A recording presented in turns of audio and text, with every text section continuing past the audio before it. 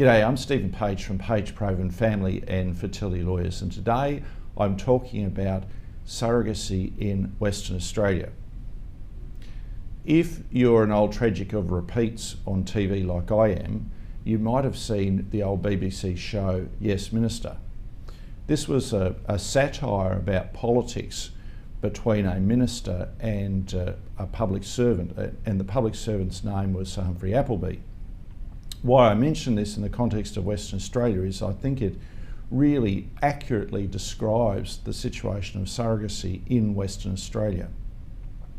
There is an episode on Yes Minister, and there's a clip that we've got a link with the video to the clip about Sir Humphrey Appleby's hospital. This was a hospital which had hundreds of employees and was even up for the Florence Nightingale Award for Hygiene, but it didn't have any patients. And the public servant, Sir Humphrey Appleby, was saying that this was the best hospital in the country, it had the best statistics. And the minister, of course, is incredulous. He can't understand why Sir Humphrey would be defending this hospital because it's got the best statistics because it has no patients. And that really, I think, describes the situation of surrogacy in Western Australia. Western Australia was the second jurisdiction in Australia to pass surrogacy laws after the ACT. The Surrogacy Act 2008 was pioneering. It became a central election pledge of then incoming Premier Colin Barnett. He wanted to make sure that there were laws concerning surrogacy because it was really unfair that people missed out who could not become parents.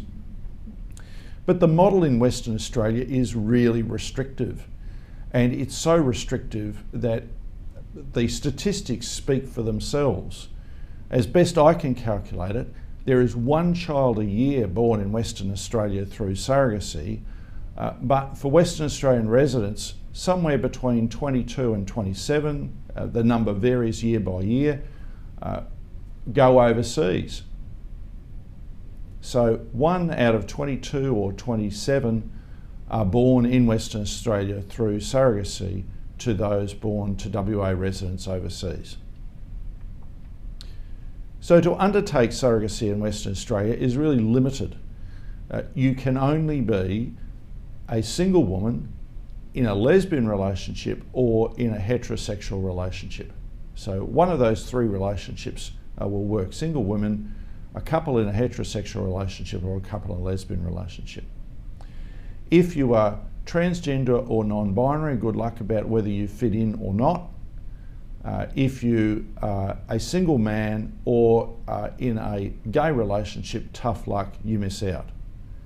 It's likely that the WA laws breach the Sex Discrimination Act. There were changes made back in 2013. They allowed exemptions like WA throughout Australia until 2016. WA had an exemption until 2017. I wrote to the WA government to have this change removed, this discrimination removed, so that WA was in line with the rest of the country. The government put a bill in the last House of Parliament the last term of Parliament to get rid of this discrimination. Unfortunately, that bill foundered in the upper house. So hopefully in this term of Parliament there will be a change. No one has yet wanted to spend lots and lots of money challenging the WA government in court, although in my view they are likely to succeed. So what we have in Western Australia is that only half of the market, namely heterosexual couples, single women and lesbian couples, can undertake surrogacy in WA, and the numbers are reflected that we only have one birth a year through surrogacy. So to undertake the process you must then have lawyers both sides, and WA is unique in the world by making it even more restrictive. 3/4, from my experience, of those who want to undertake surrogacy need an egg donor. But of course, that's half of those intended parents are gay couples who can't do surrogacy in Western Australia. The other half are heterosexual couples and a smattering of singles and lesbian couples. When you talk about that half of heterosexual couples who undertake surrogacy who need an egg donor, the restriction in Western Australia, unique in the world, is that the egg donor and her partner must also have independent legal advice, must also have counselling. The obvious problem is if you don't have an egg donor and you are seeking an egg donor through a clinic, that's not going to work, because it can only work with someone you know. Because through a clinic, of course, they won't identify the egg donor, or for that matter, the sperm donor or the embryo donor. So if you have a sperm donor or an egg donor or an embryo donor, that person or those people must be identified, and that makes it very, very hard to do. Assuming you get past all these barriers, and remembering you are paying for the lawyer for the surrogate and you are paying for the lawyer for the egg donor, then you must make an application to the state regulator, the Reproductive Technology Council of Western Australia. I'm told that one of the clinics in Western Australia charges a fee to get approval of about $10,000. To be fair, that also includes the mandatory counselling that must be undertaken and the report from the counsellor. You put your application into the Reproductive Technology Council, and that application has a cooling off period of 3 months. And that's set out in the Surrogacy Act.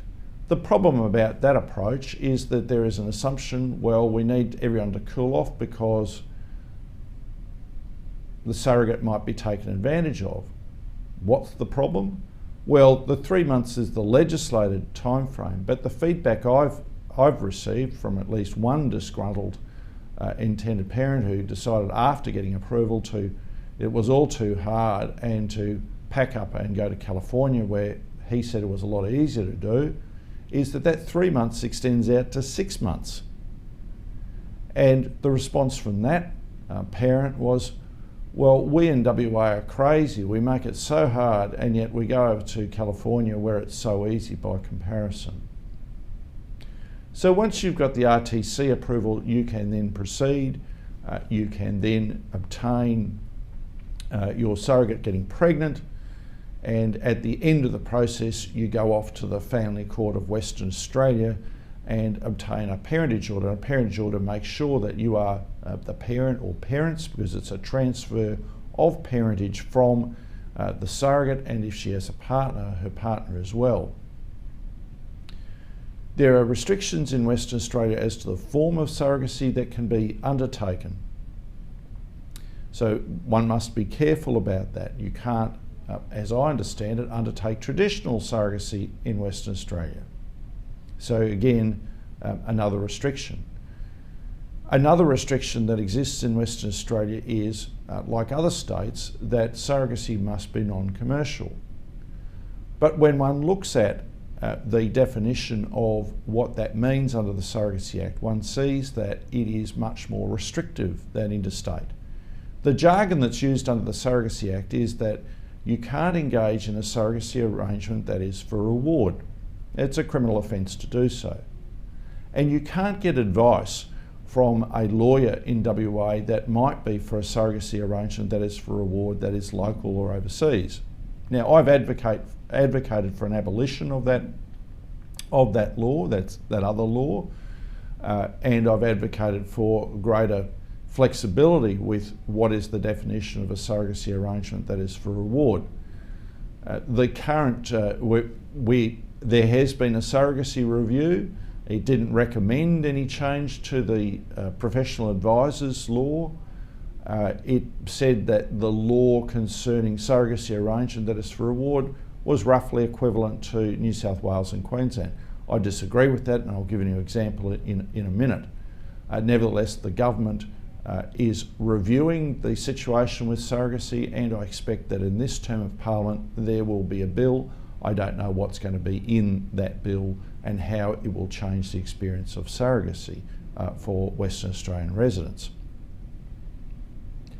But the restriction on expenses in Western Australia is really greater than that seen in Queensland and New South Wales by comparison. because it says that you can only pay for reasonable expenses for the surrogate, and that relates to the pregnancy or trying to get pregnant and the birth. And when one looks at those reasonable expenses, they're really limited. They're counselling, they're medical, they relate to insurance, and they relate to professional advice, for example, the lawyer. What's unclear is whether you can fund the surrogate having legal representation at the parentage order hearing. Extraordinary. I don't know whether you can. It seems as though you can't. Maybe it might be seen as being separate. What you can't fund is travel. Now just think about it for a second. Western Australia is the largest state in all of Australia, by far. And yet, being the largest state, you can't fund travel. Nuts. If the surrogate wants to have some basic things happen during her process, some of those can be funded and some can't. If she wants to take time off work, she can, but only 2 months. If she's self-employed and has a locum, then she's still restricted by that. And that poses a problem. It's certainly less flexible.